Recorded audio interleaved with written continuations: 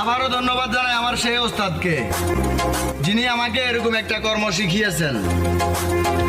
আলহামদুলিল্লাহ গর্ব করে বলতে পারি, কারো পেটে লাথি না দিয়ে চলতে পারি।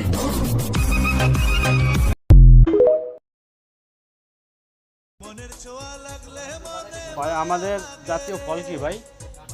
এই সেই কাঁঠাল, আমাদের বাংলাদেশি কাঁঠাল, ঠিক আছে, অসাধারণ। এখন কাঁঠাল খাবো বসে বসে। বিসমিল্লাহির রহমানির রহিম।